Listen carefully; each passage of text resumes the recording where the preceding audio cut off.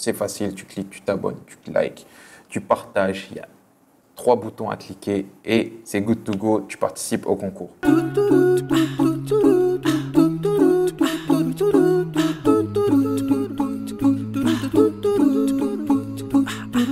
Salam alaikum, bonjour à tous, bienvenue sur la chaîne Omani Life, la chaîne francophone qui te dit tout ce que tu as à savoir sur le sultanat d'Oman. Alors bonjour à tous, salam alaikum. Aujourd'hui on va parler des petites choses à savoir avant de venir au sultanat d'Oman. C'est des petites choses que pour nous occidentaux, qu'on ne prête pas trop attention, mais ici c'est des choses qui peuvent encourir à de grosses amendes, voire même à des peines de prison. Du coup, voilà, vous venez dans un nouveau pays, il est mieux de savoir les mœurs du pays, des locaux, avant d'en subir les conséquences. Alors, c'est des petits trucs que je vous donne, ça peut servir comme dans tout pays étranger. Voilà, tu viens dans un pays étranger, tu te renseignes un peu sur le pays, mais bon, moi je vous donne tout dans cette vidéo. Donc, lâche un like, partage la vidéo aux personnes qui pensent venir au sultanat d'Oman et qui n'ont pas trop d'idées. Et voilà, c'est du contenu gratuit que je vous donne, c'est gratuit, c'est cadeau. Alors commençons par le commencement. All right, kids, let's party. Avant de venir, il faut bien que vous pensiez avant de prendre votre visa en ligne. Alors avant, c'était possible de prendre son visa sur place à l'arrivée, mais il y a quelques temps, ils ont changé les règles et maintenant, il faut prendre un visa en ligne. Alors ce visa, il se prend sur le site Oman e-Visa. Je vous mettrai le lien en description. Il faut s'enregistrer, mettre ses informations, tout ça, et apply for a visa, c'est-à-dire demander un visa, tout simplement. Alors, il y a le visa express de moins de 10 jours. Pour celui-là, vous avez payé 5 rials, c'est environ 12 €. Et au-delà de 10 jours, c'est directement un visa 1 mois. Un visa 1 mois, ça fait 20 rials, ça fait dans les 45 € par là. Et si vous le payez à l'aéroport, du coup, vous mettez les commissions à fond, vous allez payer dans les 50 € de visa. Voilà. Alors faire très attention, là je parle pour les personnes qui ont des passeports français et des passeports européens. Pour les autres passeports, vous pouvez checker directement sur leur site internet. Alors la procédure, elle dure environ, je pense en 1 jour, vous avez le visa dans la même journée, vous répondez, tout est électronisé, tout est sur le net, tout est online. Alors deuxième chose, c'est la tenue vestimentaire, tenue correcte exigée, sinon tu te fais recaler à la porte mon gars.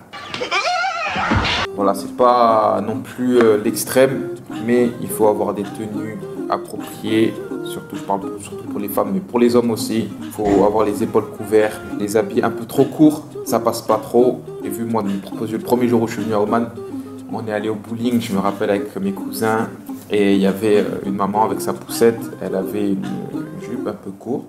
On va dire. Il y a un policier qui est venu, il lui a demandé de sortir. 20 minutes après, elle est revenue, elle était avec son mari, avec la même robe. En fait, c'était une robe, ouais. En fait, le truc, c'est un truc de fou. Là, elle avait la robe, elle avait mis en mode robe courte, mais en fait, c'était une robe longue. De par elle-même, elle avait mis la robe courte, en fait. Voilà, elle est revenue avec la même robe, mais elle l'avait allongée, si vous voulez. Genre, c'est comme s'il y avait un couturier qui était prêt, un bengali qui était là pour lui coudre directement. J'ai même vu des hommes se faire recaler des mauls à cause de leur tenue. Pour les hommes, attention à vos shorts. Je sais que les gars de quartier, vous aimez bien porter les petits shorts Lacoste, bien en haut des cuisses et tout. Attention parce que vous risquez de vous faire recaler aussi. Non. Pour les femmes et les hommes, les vêtements courts, faut éviter.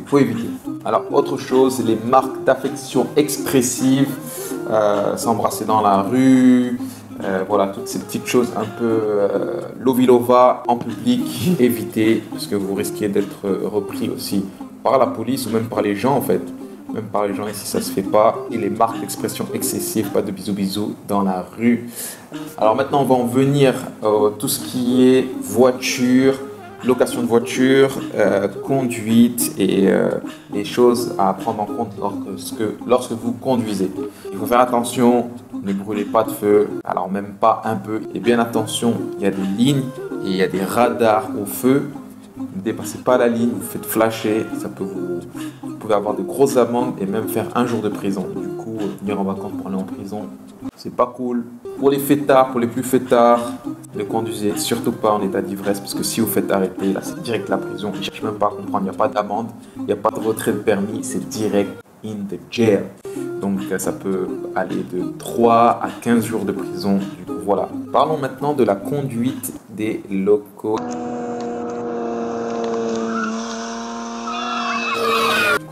vulnérabilité ici à que vous preniez un peu les mauvaises habitudes de conduite des gens qui habitent ici. Faites attention autour de vous, bien regarder dans les angles morts, tout ça, parce qu'il y a quelqu'un qui peut débouler à tout moment sur votre droite, sur votre gauche.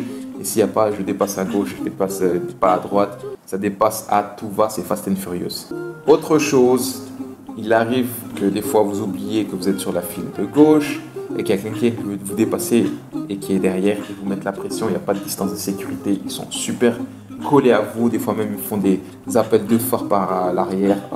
Franchement, moi ça me met hors de moi, mais calmez-vous, gardez votre calme et surtout, là je vais en arriver à un autre point, surtout ne pas s'énerver contre une personne ici, sinon comme le feu, comme l'état d'ivresse, vous allez finir en tôle.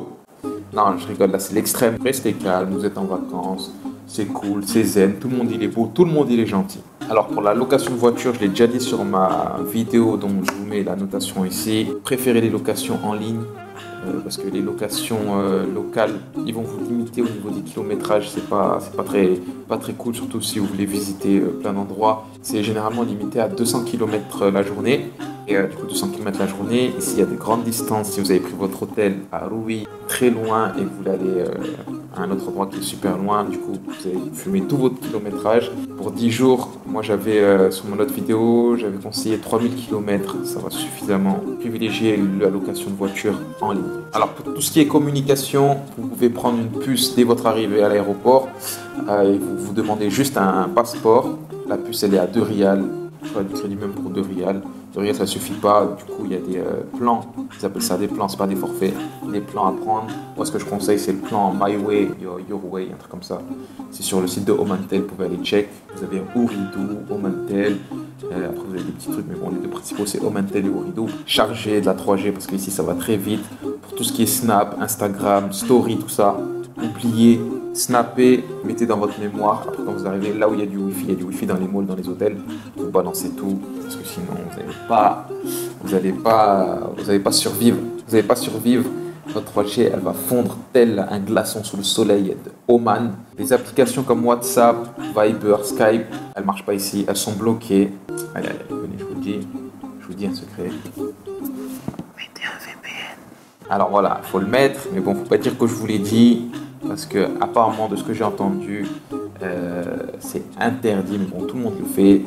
Si vous voulez, surtout si vous venez vous installer ici pour garder contact avec la famille, c'est le seul moyen de contacter votre famille. Ce qui est cool par rapport par exemple à Dubaï, c'est que là-bas ils ont tout coupé, même les VPN je crois ils ont tout coupé. La dernière fois je suis allé, je ne pouvais pas contacter, je voulais appeler ma mère et tout, je n'ai pas pu la contacter, même avec le VPN c'était mort. Si vous n'avez pas de voiture et vous prenez le taxi, faites attention, restez sur les grands axes. Alors vous avez une route principale qui s'appelle la Sultan Qaboos Street, restez sur ce grand axe là, demandez pas au taxi qui vous emmène jusqu'en bas de l'hôtel, parce que sinon vous allez payer beaucoup plus cher. Ça s'appelle les taxis engaged, c'est-à-dire que vous vous engagez littéralement, vous engagez à payer le taxi, parce que lui en fait s'il reste sur le grand axe, il peut prendre plusieurs personnes et c'est beaucoup moins cher. Du coup si vous le prenez tout seul, vous l'engagez, vous allez payer. Bon, c'est vrai qu'en France 12 € le taxi c'est pas énorme, mais bon ici les gens vont dire tu t'es fait arnaquer, tu t'es fait tuer. Punaise, je suis deg, je viens juste de me rendre compte que j'avais pas branché mon micro.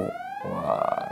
Donc du coup, je pense que là, le son va être mieux que tout à l'heure. Alors maintenant, on va en venir aux hôtels. Quand vous réservez votre hôtel sur Booking ou sur n'importe quel site, ne vous fiez pas à proche du centre-ville, parce qu'il n'y a pas de centre-ville en fait ici si vous voulez. Quand c'est marqué proche du centre-ville, en fait, ils prennent le vieux Mascade. Bon, pour certains, ils vont kiffer, mais c'est vraiment un vieux Mascade. Les hôtels là-bas, ils sont... Voilà, c'est vieux. C'est des vieux hôtels, quoi. Des vieux hôtels. Privilégiez les quartiers comme Bochar, Trobra, Azaïba. Là, vous êtes au centre de ce qui se passe, au centre de l'action. Il y a toujours moyen de venir prendre un hôtel sur place. Il y a beaucoup d'hôtels qui ne sont pas référencés sur les sites comme Booking et tout. Qui sont des très bons hôtels et qui, sur place, vous pouvez prendre direct. Alors, comme je viens jamais les poches vides, j'ai décidé de faire un petit concours sur la chaîne. Voilà, un petit concours pour vous faire plaisir. Je vais offrir à 2 personnes qui vont venir à Oman l'accès total à mon Entertainer. Si tu ne sais pas ce que c'est Entertainer, eh ben, je te laisse aller voir cette vidéo. Comment on participe au concours? On s'abonne à la chaîne YouTube, on partage cette vidéo et on lâche un like. Donc 3 choses. Tu t'abonnes, tu partages la vidéo et tu lâches un like et tu es good to go pour le concours. Je donnerai les résultats d'ici une semaine. 2 personnes, vous aurez accès à mon entertainer pour tout votre séjour. Alors dedans il y a des réductions, bon je ne vous dis pas les réductions parce que sinon vous n'allez pas aller voir la vidéo et il faut que vous ayez voir cette vidéo. Donc voilà, c'était ma petite vidéo sur les petites choses à savoir avant de venir au Sultanat d'Oman.